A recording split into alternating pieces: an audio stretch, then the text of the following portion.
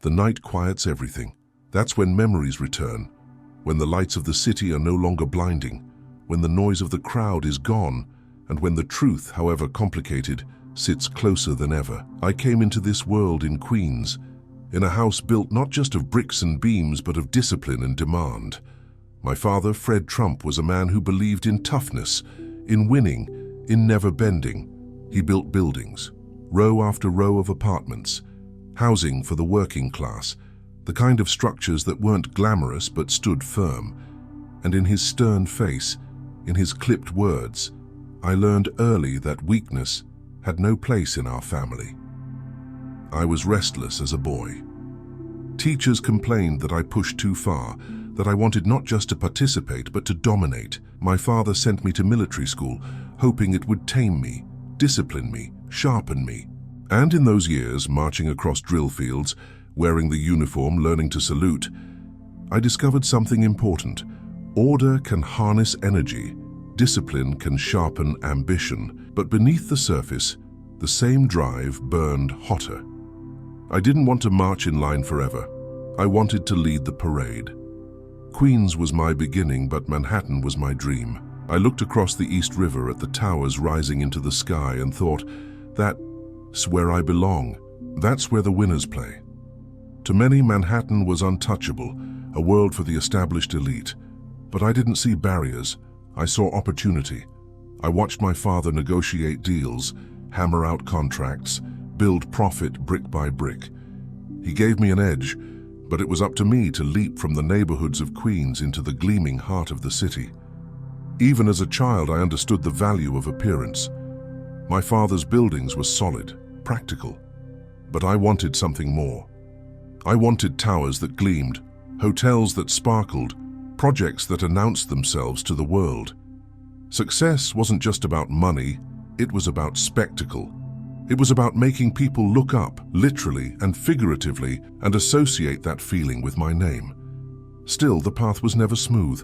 My father's approval was as hard as his rules. He demanded results, dismissed excuses, pushed me harder than anyone else. It left me with something I carried all my life, the need not only to win, but to prove again and again that I was worthy of being at the top. At night, in those early years, I would lie awake in my bed, thinking about the life I wanted. I saw skyscrapers with my name in gold letters, saw rooms filled with chandeliers and crowds leaning in to hear me. I imagined applause, imagined headlines. For me, dreams were never small, never quiet. They had to be enormous, larger than life. I also knew that in America, spectacle mattered as much as substance.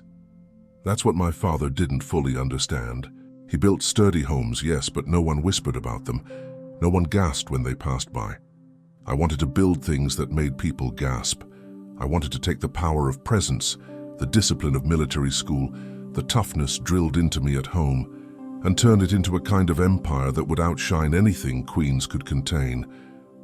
When I think back to my youth, I don't remember it as gentle. It was a forge, a place where ambition was tested, where competition wasn't a game, but a way of life. Brothers and sisters carved their own paths, but I knew mine would be louder, brighter, more demanding. I wasn't made to follow. I was made to fight for the lead. And so, even before I set foot in Manhattan, even before the world knew my name, I carried within me a certainty. I would not be ordinary, I would not be quiet.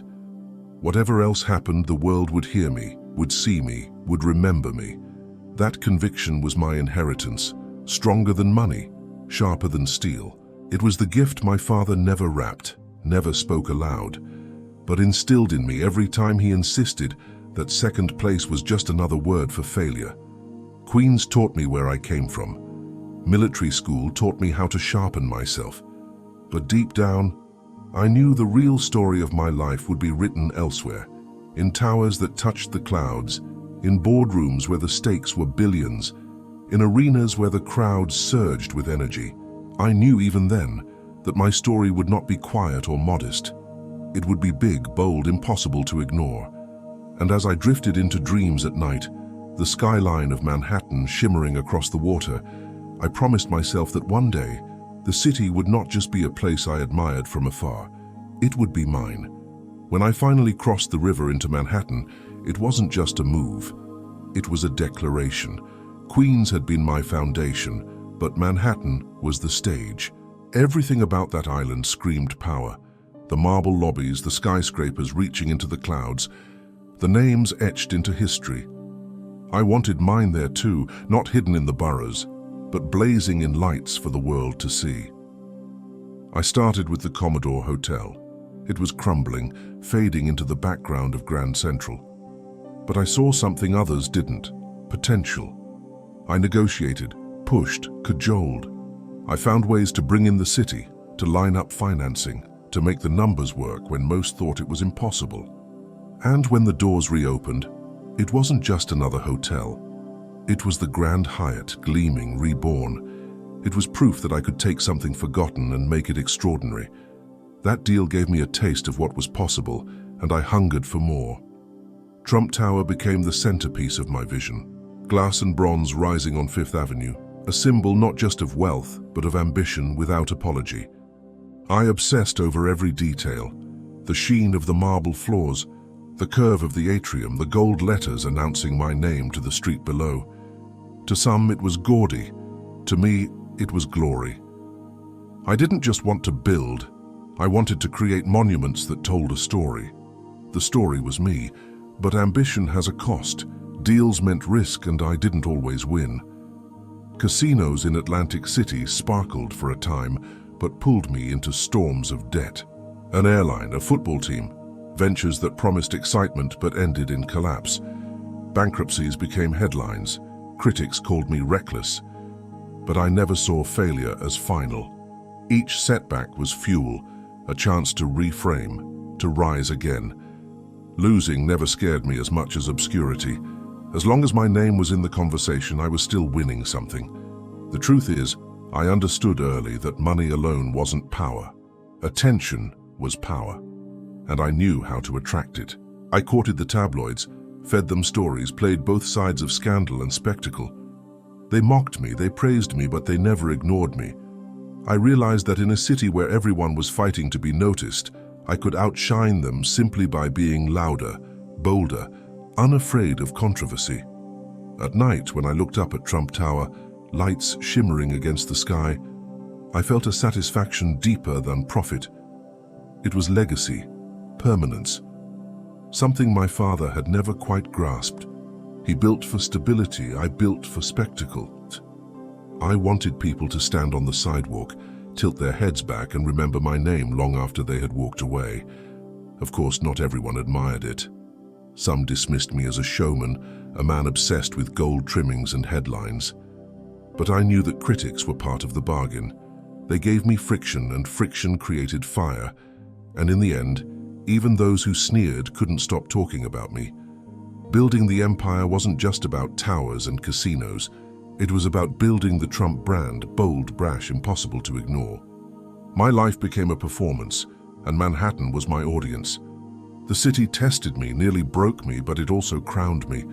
And as I stood in lobbies filled with marble and mirrors, shaking hands with investors, basking in the flash of cameras, I thought to myself, this is only the beginning. Because deep down I knew that the world I was creating wasn't just about real estate. It was about presence, about dominance, about showing everyone that the boy from Queens had crossed the river. And once he had arrived, he wasn't leaving. Trump Tower was more than a building. It was a statement. Rising in bronze and glass on Fifth Avenue, it was my way of telling the world that the Trump name meant ambition, luxury, and spectacle all in one. People could debate whether it was tasteful or gaudy, but they couldn't ignore it. And that was the point, and to make them look, to make them talk. The tower became the centerpiece of my empire, a magnet for celebrities, power brokers, tourists, and critics alike. It wasn't just a place to live or shop. It was a stage where I was always the main act. From there, I expanded in every direction. Hotels with my name etched across their facades, casinos that glittered under Atlantic City's neon lights, even airplanes bearing my brand. Everything I touched carried the same philosophy: bigger, bolder, louder. I bought a football team in the USFL, launched Trump Airlines, poured myself into projects that reached beyond real estate. Some soared for a time, others collapsed spectacularly, but all of them fed the myth of Trump. Success wasn't measured only in profits, it was measured in attention. If my ventures kept me in the headlines, then in my mind, I was still winning. The truth was, I knew failure as intimately as I knew success. The casinos, once my crown jewels, pulled me into financial storms. Bankruptcies became a part of my story. Critics lined up to call me reckless, overextended, a gambler with no discipline. But I never believed in letting the narrative end there. For every failure, I staged a comeback. For every headline predicting my fall, I created another declaring my return. People forget losses if you convince them the next win is bigger. And if they didn't forget, they still couldn't resist watching. I understood the media better than most.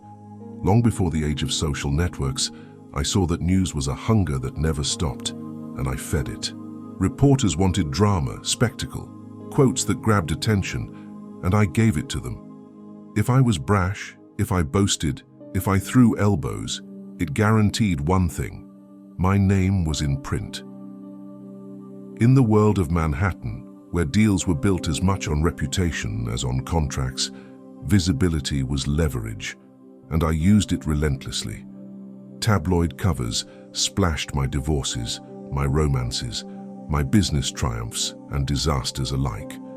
Some men would have hidden from the glare. I leaned into it. To me, all publicity was fuel. Love me or hate me, people knew me.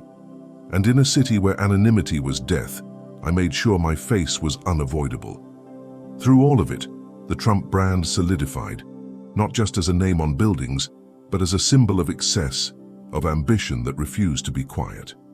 I sold condos, yes, but I also sold an idea that to be associated with me was to be connected to something larger than life. Gold letters on marble walls became shorthand for luxury, but also for audacity. I knew some whispered that it was hollow, that behind the shine were debts and deals held together with risk. But I also knew perception could be as powerful as reality. If people believed the empire was unshakable, then in many ways it was. And as long as the world kept watching, as long as the Trump name stayed in lights, I had achieved something more enduring than any single deal. Looking back, I see those years as my apprenticeship in fame. The buildings mattered, the casinos mattered, but what mattered most was the lesson I carried forward, that attention is the ultimate currency. I didn't just build real estate, I built a brand, one that lived not only in steel and glass, but in the imagination of millions. And once I understood that, I began to see another stage waiting beyond real estate.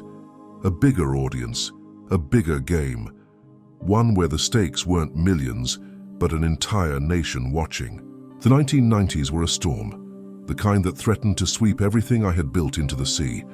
Debt weighed heavy, headlines screamed collapse, and critics circled like sharks. My casinos faltered, the airline bled money, marriages unraveled under the relentless glare of tabloids. There were nights when the gold letters on my towers felt like fragile masks hiding cracks beneath. But I never let the world see weakness. I played the role I had chosen, larger than life, defiant, a man who could stumble but never stay down. I learned then that reinvention was as important as construction. Skyscrapers could rise and fall, fortunes could expand and shrink, but the brand, the name, that was untouchable if I kept it alive in the spotlight. And so I turned myself not just into a businessman, but into a character. I became someone people couldn't look away from, whether they admired or despised me. I showed up at boxing matches, posed for magazines, let the gossip columns turn my life into theater. It was during this period that television discovered me, or maybe I discovered it. The Apprentice became my second empire, a show where I played the role of decisive mogul, seated at a table of ambition and fear, ending each episode with a phrase that echoed across living rooms: "You're fired." It was entertainment, yes, but it was also branding. Millions of Americans tuned in week after week, watching me not as a tabloid caricature, but as a figure of power, a man who demanded excellence and cut down failure without apology. The show was more than ratings. It was resurrection. Suddenly, I wasn't just a builder with mixed fortunes. I was a television star, a cultural icon, a household name in places where Fifth Avenue meant nothing. Middle America, small towns, suburban neighborhoods, families who had never set foot in Trump Tower now spoke my name over dinner tables. My catchphrase entered the national vocabulary. I had taken a fall and turned it into a platform higher than before. Behind the cameras, my businesses still rose and fell, debts were still juggled, critics still sharpened their knives, but perception eclipsed reality. When people saw me fire contestants, they imagined decisiveness. When they watched me stride through boardrooms, they imagined success.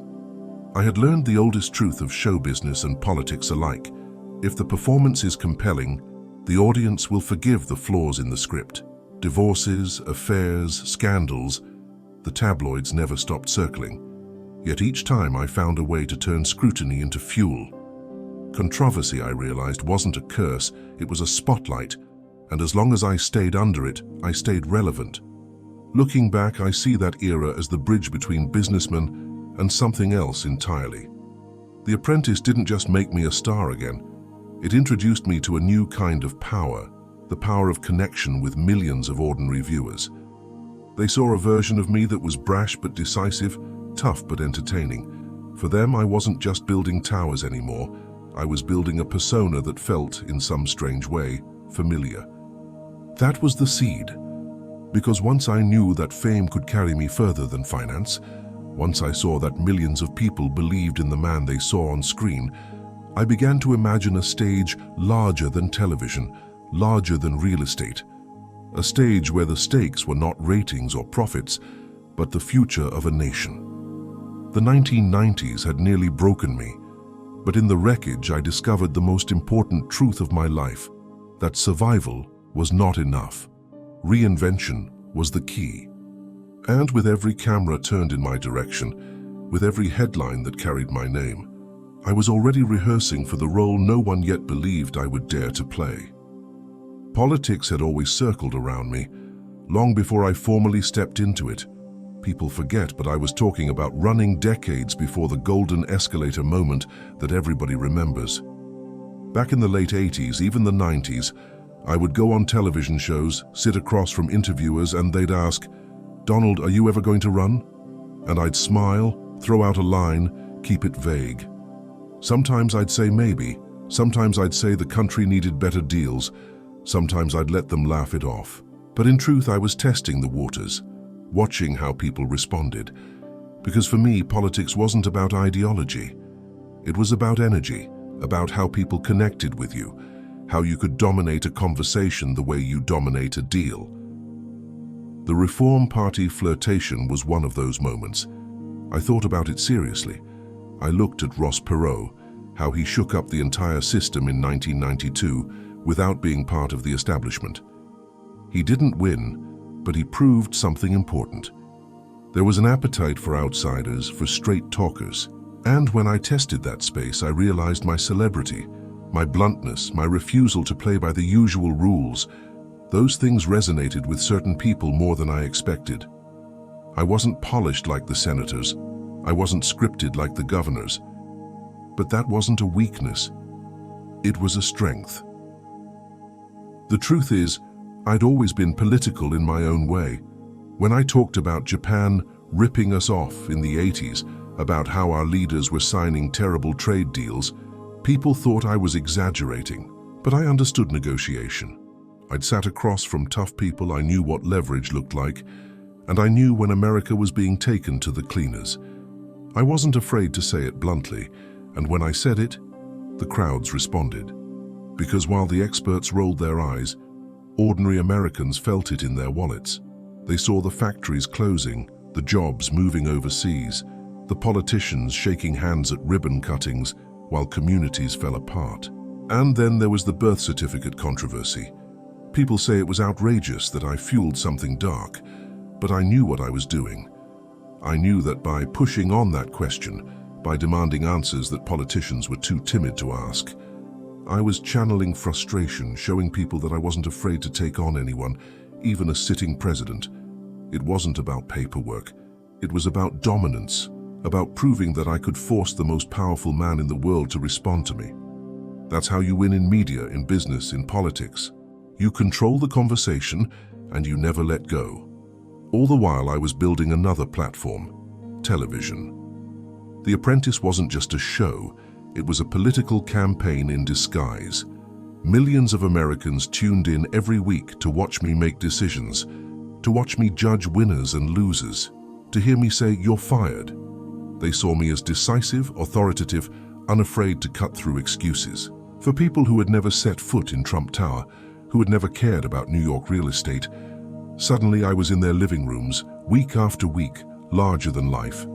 They trusted the character, but what they didn't realize was that the character was me. That show was more than entertainment. It was a rehearsal for leadership, and it built a bond with millions of viewers that no politician could match. By the time the 2000s turned into the 2010s, the country was changing. Wars dragged on. Factories had vanished. Washington seemed stuck in endless gridlock, and I kept hearing the same thing when I traveled, when I sat with people, when I listened in private.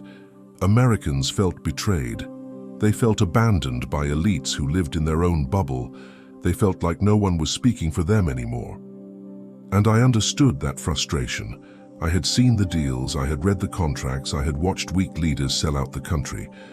So I began speaking more openly about politics, not just on shows, not just in interviews, but in ways that were harder to ignore. Twitter became a weapon. The media couldn't resist it. Every line I sent out became a headline, every insult a segment on cable news. People thought it was reckless. It wasn't reckless, it was strategy. In an era where attention was the most valuable commodity, I had figured out how to capture it in 140 characters. People often asked why I waited until 2015 to finally step in officially. The answer is simple: timing. In life, in business, in politics, timing is everything. And by 2015, I felt the ground shifting. The anger was there, the frustration was boiling. The base of the Republican Party was restless, tired of polished speeches that delivered nothing. The Democrats were stuck with Hillary Clinton, someone who embodied the establishment more than anyone else. And the media? They were desperate for ratings, for spectacle, for drama. Who better to deliver all of that than me? So when I decided, it wasn't a whim. It was decades in the making. Every tabloid headline, every business deal, every episode of The Apprentice, every fight with critics, all of it had prepared me. The golden escalator moment wasn't the start of the story. It was the unveiling of a story I had been writing since Queens. As I look back now, I can see that part of me had always known this was where I'd end up. Not because I believed in destiny, but because I understood power. And politics at its core is power. The power to shape the conversation, the power to define winners and losers, the power to take all the energy of a restless nation and channel it into one movement. People laughed when I first teased politics. They said I didn't belong, that I was a sideshow. But I knew better. I knew that in a world where the old rules no longer held, the man who could command attention, who could dominate the stage, who could say what others were afraid to say, that man would have the advantage. And when the time came, I was ready to step in and prove them all wrong. When I came down the golden escalator in June 2015, I knew the image would stick.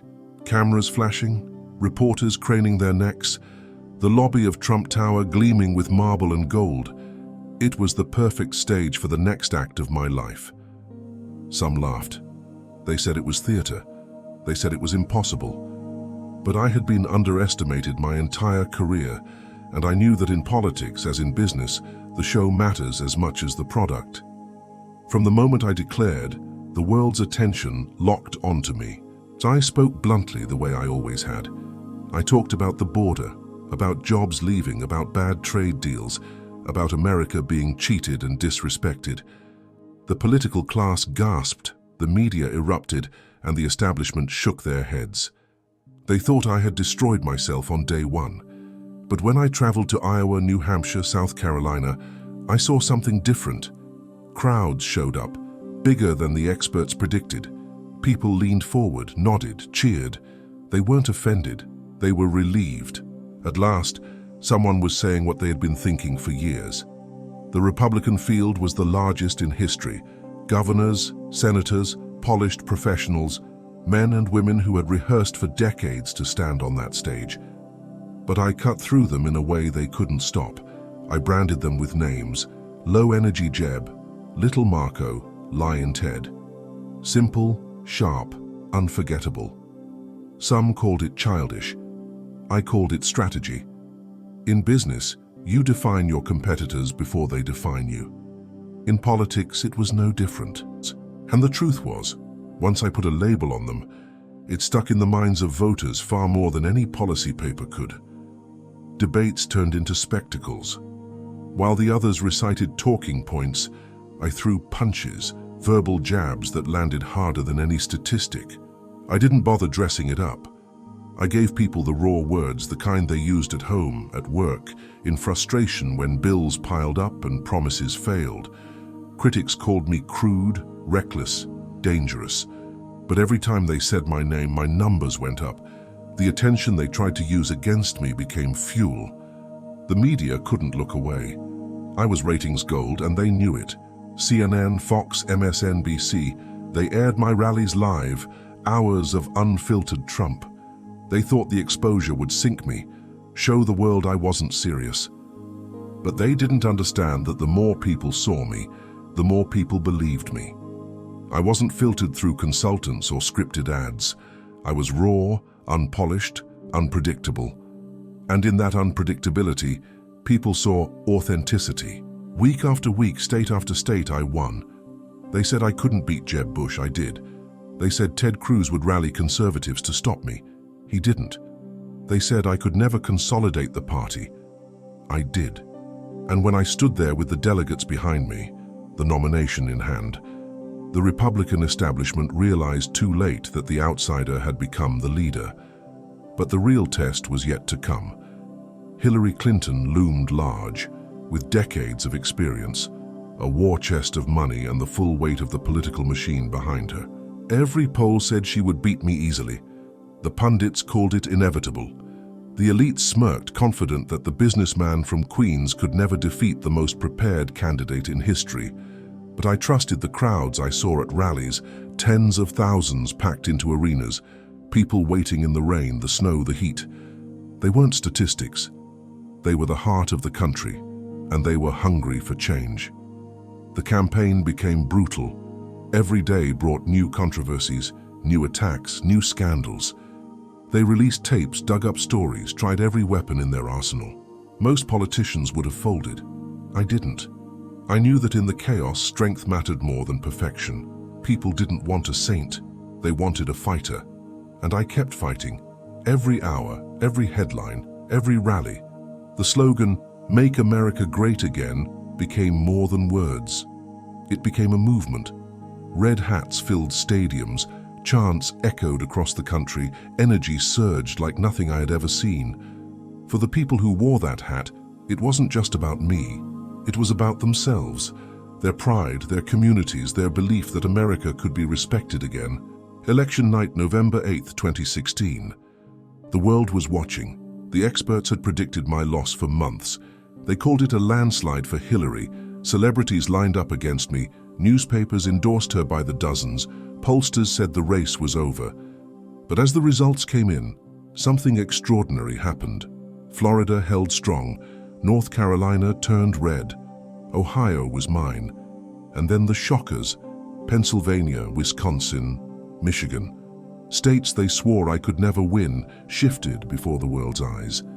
I sat there watching the map, the impossible becoming reality. Commentators stumbled over their words. Anchors stared wide-eyed at screens. And as the final numbers locked in, it was undeniable. Donald Trump had been elected the 45th President of the United States. The businessman, the showman, the outsider had defeated the most powerful political dynasty in America. When I walked on stage in New York that night, the room roared, history hanging in the air. I thought of the long path from Queens, the towers I built, the scandals I survived, the show that made me a household name, the critics who mocked me, the rivals I crushed. And now I stood as the leader of the free world, elected by millions who wanted something different, something bold, something unapologetic. The truth is, that campaign was never just about politics. It was about rewriting the rules. I proved that you didn't need consultants writing every word, that you didn't need donors controlling your every move, that you didn't need to bow to the elites. You needed energy, authenticity, defiance, and you needed the courage to take every punch, every smear, every storm, and keep standing. I had done it my way, and I had shocked the world. And as dawn broke on that November morning, I knew the journey had only just begun. The campaign had been a battle. The presidency would be a war. But for me, that was never a reason to hesitate. It was the reason I had fought so hard to win. Because in my mind, there was never any doubt. If I entered the arena, I wasn't entering to lose. I was entering to change the game forever. The day I placed my hand on the Bible and took the oath of office, the air was cold but electric. Washington, D.C. stood lined with flags and filled with people who had come to see history. Some cheering, some protesting, some simply watching in disbelief.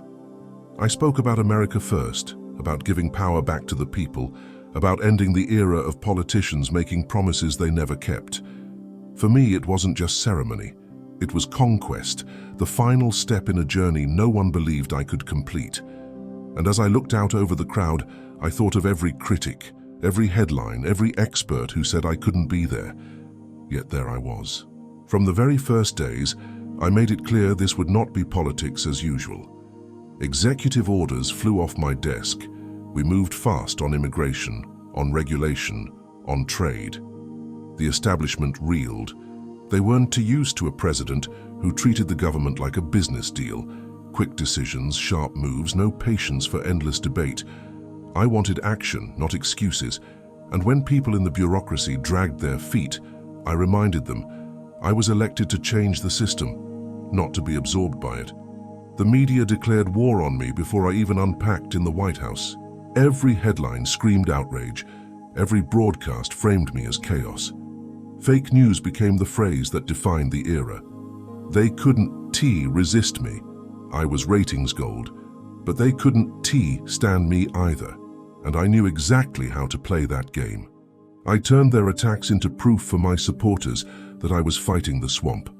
Every insult they threw only bound my base closer to me. They hated the media as much as I did, and together we fed off the battle. There were triumphs I'll never forget. Tax reform was one of them, the biggest overhaul in decades. Money back in the pockets of working Americans, corporations investing, the stock market soaring. Deregulation unleashed energy, business, growth. Judges became another cornerstone of my presidency. I appointed justices and judges who would shape the courts for generations, men and women committed to the Constitution, not to political fashion. For conservatives who had doubted me, those appointments were undeniable proof I was delivering. The White House itself was unlike any other environment I had experienced. The Oval Office carried weight, history seeping from its walls, but I treated it like a command center. Meetings stretched late into the night, phone calls never stopped, decisions stacked one after another. Advisors came and went. Some couldn't handle the pressure, others betrayed trust, still others thrived in the storm. I learned quickly that loyalty was rare in Washington, and I prized it above all. For me, loyalty wasn't weakness. It was the foundation of survival. Foreign policy became a stage where I thrived. World leaders weren't sure what to make of me. Unpredictable, blunt, unafraid to break protocol. Some tried to outmaneuver me, others sought my favor. But whether it was NATO allies told to pay their share, China confronted on trade, or North Korea brought to the table, I made one thing clear. America would no longer be played for a fool. Critics called me reckless. Supporters called me bold. But either way, I shifted the conversation. For the first time in decades, America wasn't apologizing. It was demanding respect. Of course, the fights never stopped. Every decision sparked outrage.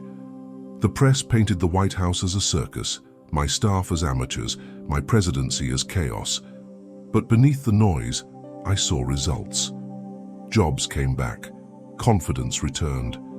People who had given up hope in politics felt heard again. And that mattered more to me than the scorn of the elites who never understood the country beyond their conferences and cocktail parties. I remember walking the halls of the White House at night, the portraits of past presidents staring down. Some of them were legends, some forgotten. I thought about what they faced: wars, depressions, scandals, assassinations. My battles were different, but the weight was the same. Every decision could alter millions of lives. Every word could shake markets, alliances, entire nations. I carried that weight, but I carried it in my own way. Not with quiet diplomacy or endless caution, but with the energy of someone who refused to be boxed in by tradition. For my supporters, I was a warrior fighting for them. For my opponents, I was a nightmare unraveling their carefully woven systems. And that polarity was the point. I didn't want to be another bland politician lost in compromise. I wanted to be unforgettable, disruptive, decisive. Because history doesn't remember the cautious, it remembers the bold. Inside the West Wing, the battles were constant. Advisors clashed, egos flared, alliances shifted. But I thrived on conflict. Conflict created clarity. It forced decisions. And in the end, I made the call. The buck didn't just stop with me, it began with me too. Some couldn't handle that. They left, wrote books, went on television, but others stayed, and together we drove forward through the storm. There were moments of triumph, moments when I knew the presidency was mine to shape. The economy surged, unemployment fell to record lows, markets hit heights no one predicted. For a businessman, those numbers meant everything. They were proof, tangible proof, that the methods worked. People had doubted me my whole life, but results are undeniable. And yet the criticism was relentless. Every tweet became a scandal, every decision dissected, every word twisted. Some nights I'd sit with the phone glowing in my hand, firing off messages that set the world on fire. People said it was reckless, unpresidential, but I knew the truth. It was connection, direct, unfiltered connection. No spin, no filter, no gatekeepers. For my supporters, it was proof that I was speaking to them, not through the polished scripts of Washington. Looking back, those first years in office were a storm unlike anything I had ever faced. But storms had never scared me. They tested me, and in the test, I grew stronger. The presidency wasn't a calm sea. It was a battlefield. And every day I woke up ready to fight, ready to prove that the outsider who had defied the odds could not only win but govern. Not in the way they expected, but in a way they could never forget. The Oval Office is a room of power, of history, of weight. But when I sat behind that desk, I never thought of myself as a caretaker. I thought of myself as a builder, a fighter, a disruptor, the man who had come from Queens, who had crossed into Manhattan, who had risen through towers and tabloids, through television and campaigns. That man was now shaping the destiny of the world's greatest nation. And though the noise was deafening, though the critics screamed louder than ever, I knew deep inside that I had changed the game. Because for the first time in decades, people believed that politics didn't belong only to the politicians. It belonged to them, to the forgotten men and women who had filled my rallies, who had worn the hats, who had shouted the chants. They were the reason I fought. They were the reason I endured. And as I paced the White House at night, past portraits of presidents who came before me, I thought not of tradition but of impact. Because I knew, whether they loved me or hated me, whether they praised or condemned me, they would never ever be able to ignore me. The presidency was always going to be a fight, but no one could have predicted just how relentless it would become. From the moment I walked into the White House, they were already sharpening their knives. Investigations, accusations, endless leaks. The so-called Russia probe became the first hammer they tried to drop. They said my campaign had colluded, that the victory of 2016 wasn't real, that I owed it to Moscow. For years they dragged it out.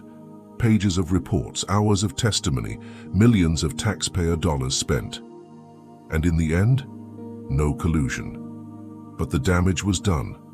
The headlines, the suspicion, the cloud hanging over everything I tried to achieve. It wasn't about justice.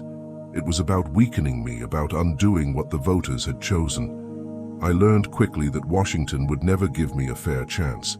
The swamp was deeper than I had imagined, filled with bureaucrats and insiders who whispered to the press, who thought they knew better than the people who had actually voted. But every attack, every leak, every headline that tried to smear me only confirmed what I'd said all along. The system was rigged, and I was the one exposing it. My base saw it, felt it, and stood closer to me than ever. Then came Ukraine. A phone call, a conversation that in any other administration would have been routine, was twisted into a scandal. They said I pressured a foreign leader to dig up dirt on a political opponent. I knew it was nonsense, but it became the excuse they needed. And so the House moved forward with impeachment. The word itself was heavy, dripping with drama, echoing through history. They thought it would break me, humiliate me, finish me off. Instead, it turned into another stage, another arena where I could fight. I stood in the fire and told the truth. It was a hoax, another witch hunt. The Senate acquitted me, just as I knew they would, because there was nothing real behind the charges. But the process showed the world something undeniable. They weren't just opposing me, they were obsessed with me. 2 years into my presidency, and the opposition had made me the center of everything they did. And when you are the center, you hold the power. Even in scandal, I dominated the conversation, but Washington wasn't the only battlefield. Scandals, controversies, storms, they swirled around me constantly.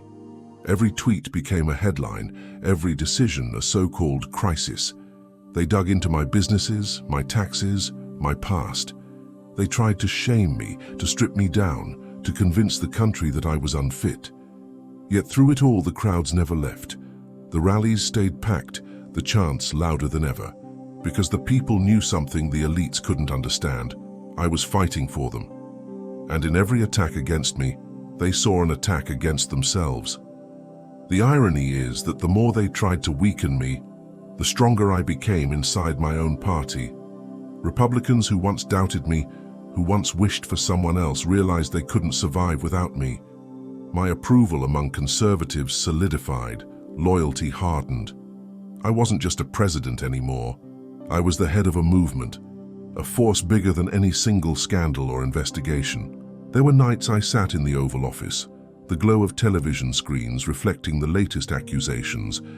Talking heads argued, pundits speculated, journalists predicted my downfall for the 100th time. I'd watch them with a quiet smile, because I knew something they didn't. They were making me stronger. Every time they screamed, "Scandal," every time they demanded my removal, they proved the story I had been telling since the beginning, that I was the outsider they feared, the man they couldn't control. Even the whispers from inside the White House, aides who left, staff who wrote books, insiders who claimed chaos, became part of the theater. People lapped it up. The idea that my administration was a storm. And yes, it was a storm, because storms create change. Storms rip away the old, expose the weak, clear the ground for something new. For me, chaos was never a weakness. It was a weapon. Then came the second impeachment, tied to January 6th. A day of fury and fire, a day that became one of the most infamous in American history.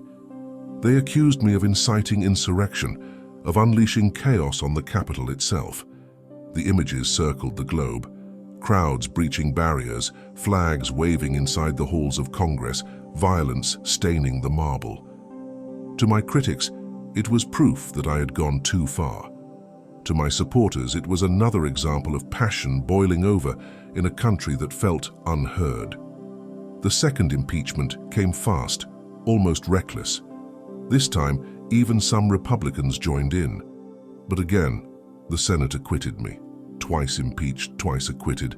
A stain in history, yes, but also a badge of survival. No other president had faced such fire and walked away still standing. They tried to use impeachment to bury me. Instead, they gave me a crown of defiance. Looking back, those years were not calm. They were war. Every day brought a new headline, a new scandal, a new battle to fight. And yet every day I endured, because endurance was the only way to win. My presidency was defined not by quiet achievement, but by visible, constant struggle.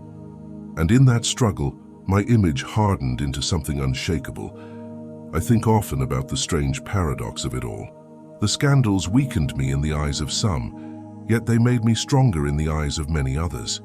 Impeachment should have destroyed me, yet it etched me deeper into the fabric of American history. Accusations should have ended my influence, yet they turned me into something more than a politician. They turned me into a symbol of defiance against a system that millions believed was broken. There were nights when the White House felt heavy, when the air inside carried tension thicker than the marble walls could contain. Advisors urged caution, allies whispered strategy, lawyers drafted responses. But in the end, I trusted my instincts. I knew that in politics, as in business, survival is victory. And I had survived storms that would have drowned anyone else. The impeachments, the scandals, the investigations, they weren't just attacks. They were battles in a war that defined my presidency. And in those battles, I discovered something essential. I could be wounded, but I could not be erased. The more they tried to erase me, the deeper I carved myself into the national story. And so when history looks back, it won't just see the chaos or the controversies. It will see endurance. It will see a man who faced down everything Washington could throw, who stood against 2 impeachments, endless scandals and relentless attacks, and who in the end walked out of the White House still unbroken, still commanding the loyalty of millions. Because for me, scandal was never the end. It was just another stage. And every time the lights came on, I knew exactly how to hold the audience. The year 2020 began with momentum. The economy was strong, unemployment was at record lows, the stock market soared, and for many Americans, life felt steady. I was preparing for a re-election campaign built on prosperity, security, and the promise that we had delivered more in 3 years than most administrations had in 8. But then came something no one expected, a storm unlike any other, a force invisible and unstoppable, the coronavirus. At first it seemed distant, a problem contained on the other side of the world. But soon the headlines filled with warnings, the doctors spoke of pandemics, and the fear began to spread faster than the virus itself. I remember the first briefings, the charts and models predicting devastation. Experts talked about millions of lives at risk, entire hospitals overwhelmed, the nation brought to its knees. Some urged me to shut down the country immediately, others begged me to keep everything open. Whatever choice I made would carry consequences measured not in polls or dollars, but in lives. I chose to act, to restrict travel from China, a decision many criticized at the time but later admitted had saved lives. It was a move I made against fierce opposition, and it showed me what the months ahead would be. A battle not only with a virus, but with those who sought to weaponize it against me. The pandemic was more than a health crisis. It was a test of leadership, a test of communication, a test of resilience. I held press conferences daily, stood at the podium, fielded questions from hostile reporters, tried to reassure a frightened public while also fighting misinformation. Every word I said was dissected, mocked, twisted. If I sounded cautious, they called me weak. If I sounded optimistic, they said I was reckless. There was no winning with the media. But I wasn't speaking to them. I was speaking to the people who tuned in every evening, anxious and uncertain, looking for strength in a time of chaos. Hospitals filled, businesses shuttered, schools closed. Entire cities fell silent. The energy that had defined my presidency, the rallies, the booming economy, the roaring stock market, was replaced with fear, unemployment lines, and anger. Governors clashed with me, some begging for supplies, others accusing me of negligence. I ordered ventilators, masks, protective gear, mobilized the private sector, forced companies to innovate and produce at wartime speed. We launched Operation Warp Speed, pouring resources into vaccine development with a timeline many said was impossible. They predicted years. We delivered in months. It was one of the greatest scientific mobilizations in history, but even then my critics refused to give credit. At night I walked the halls of the White House and thought about the strange reality of it all. Just weeks earlier, I had stood before roaring crowds, celebrating prosperity. Now I faced charts filled with death counts, experts warning of surges, governors demanding answers. The weight of it was immense. I was fighting not only a virus, but also panic, division, and a relentless narrative that sought to paint me as the villain in a story none of us had written. The pandemic collided with another wave of unrest. George Floyd's death ignited protests, cities erupted, fires burned, voices filled the streets demanding justice. I saw both the pain of a nation reckoning with race and the chaos of rioters destroying communities. I called for law and order, for calm, for unity, but my words were twisted. To some, I was defending safety. To others, I was the face of oppression. The divide grew deeper, and every step I took was judged not on its merits, but on the lens of partisanship. Then came the 2020 campaign. Joe Biden emerged as the Democratic nominee, a man the establishment rallied behind, safe and familiar. They framed him as a healer, a return to normalcy, while painting me as the source of division and chaos. The pandemic became the central battleground. They blamed me for every death, every closure, every hardship, ignoring the lives saved by swift action, the miracles of vaccine development, the mobilization of industry. But campaigns are not judged on nuance. They are judged on emotion. And in 2020, fear outweighed logic. Still, I fought. I traveled the country, held rallies even as critics warned against them, stood before tens of thousands of supporters who chanted my name with passion that defied every headline. I told them the truth. The choice was not between me and Biden, but between strength and weakness, between vision and decline, between a future where America led and a future where America bowed. My supporters understood. They came out in record numbers, waving flags, wearing hats, shouting with energy that no pandemic could silence. Election night came heavy with anticipation. The early numbers looked promising, states turning red, momentum surging. Then the mail-in ballots began to flood in. The counting stretched into days, the results shifting in ways that shocked even seasoned observers. I watched as leads vanished overnight, as totals grew for Biden in cities where faith in the system was already strained. Allegations of irregularities filled the air, lawsuits mounted, questions multiplied. My base believed the election had been stolen, and I believed the process had been corrupted by chaos and manipulation. But the institutions moved swiftly to declare Biden the winner. The media crowned him, and the tide turned against me. I refused to concede, not out of ego, but out of conviction.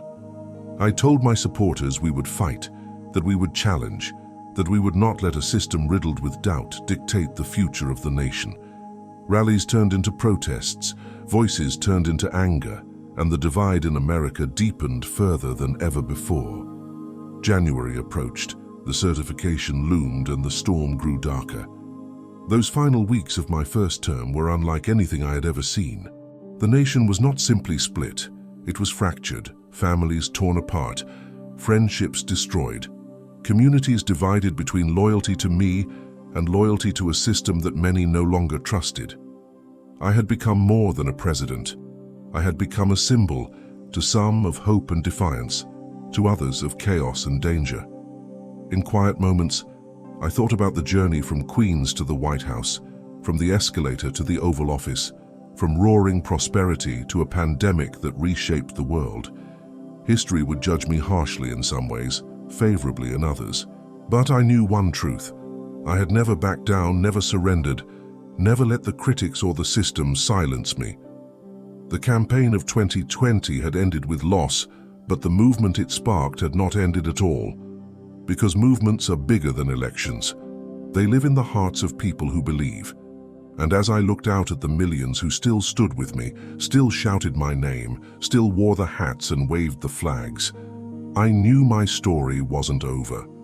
It was simply moving into a new chapter, one that even my fiercest critics could not erase. January 2021 arrived heavy with tension, the kind that pressed down on every street in Washington, on every headline, on every whisper of conversation. The election had been certified, the institutions had spoken, but the anger of millions remained raw, unresolved.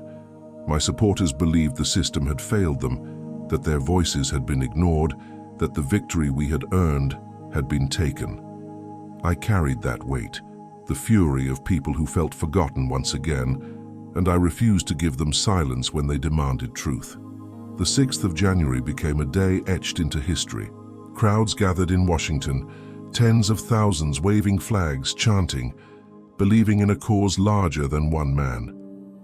I spoke to them that morning, telling them not to surrender, telling them their country mattered, telling them that strength was still possible. My words were passion, conviction, a call to remain strong. What happened after spiraled beyond control. Images of people storming the Capitol flooded the world, breaking glass, clashing with police, flooding through chambers where lawmakers had hidden in fear. To my critics, it was proof of everything they had warned about. To my supporters, it was chaos born of desperation. The nation recoiled. Allies condemned me, enemies demanded my head, and within days I faced something no other president had endured, a second impeachment. Twice in 4 years, they had tried to strip me of legitimacy, to erase my influence. Twice they had failed. But this one cut deeper, not because I feared removal. The Senate acquitted me again, but because it revealed the extent to which I had become a figure larger than the office itself. For some, I was a savior. For others, a threat. I was no longer simply the 45th president. I was the dividing line in America's story. When I left the White House on January 20th, it was not with quiet retreat. I walked away unbowed, carrying with me a movement that was bigger than the walls I was leaving behind. My critics cheered, calling it an ending, but my supporters knew better. They lined streets, they waved flags, they shouted that this was not over, and deep inside, I agreed. Because for me, loss had never meant defeat. It had always been the beginning of reinvention. History will argue about me for centuries. Some will point to the chaos, the impeachments, the scandals. They'll say I broke norms, shattered traditions, divided the country. Others will point to the victories, the roaring economy before the pandemic, the jobs, the tax cuts, the judges, the new trade deals, the toughness with China, the meetings with North Korea, the way America stood tall instead of apologizing. Both sides will fight over what I meant. But one thing is undeniable. I was never ignored. I forced the nation and the world to look at me, to reckon with me, to define themselves in relation to me. I think about legacy in the quiet hours. Some presidents become statues, their names etched in marble, their stories polished until the rough edges are gone. That will never be me. My legacy is raw, jagged, alive. It pulses in rallies still packed years after leaving office, in voices that chant my name, in candidates who rise by aligning themselves with me, in policies that carry my stamp even as opponents try to erase them. I changed the game. I proved that a man from Queens, mocked by elites, dismissed by experts, could walk into the Oval Office and command the world stage. In private moments, I think back to that boy in Queens, restless, ambitious, staring at the skyline across the river. He wanted to see his name in lights, to build towers that scraped the sky, to be remembered. That boy could never have imagined the journey that awaited. The skyscrapers, the bankruptcies, the fame, the television stardom, the escalator, the rallies, the presidency, the storming of history itself. And yet he would have understood one thing clearly, that the world would know his name one way or another. As the years move forward, the debates will rage, the books will be written. the judgments cast. Some will call me destructive, others transformative. But I will tell you what I know, what I feel when the night is quiet and the noise of the world fades. I was real. I was authentic. I never hid behind polished words or scripted gestures. I spoke as I thought, I fought as I felt, and I governed with the conviction that America should never bow. That, more than anything, is what people will remember. And so, whether you see me as hero or villain, whether you cheer my name or curse it, you cannot deny what I left behind. I reshaped politics, I challenged the establishment, I ignited passions that will burn long after I am gone. That is the mark I leave not only on America, but on history itself. As I close this chapter, I do not speak of endings, I speak of beginnings. Because my story, like the story of the country I led, is never finished. It twists, it turns, it rises from defeat, it reinvents itself again and again. And if my life has proven anything, it is that no matter how dark the hour, no matter how loud the opposition, I will not be forgotten. I will be remembered, fiercely, endlessly, defiantly. And that is victory in its own right.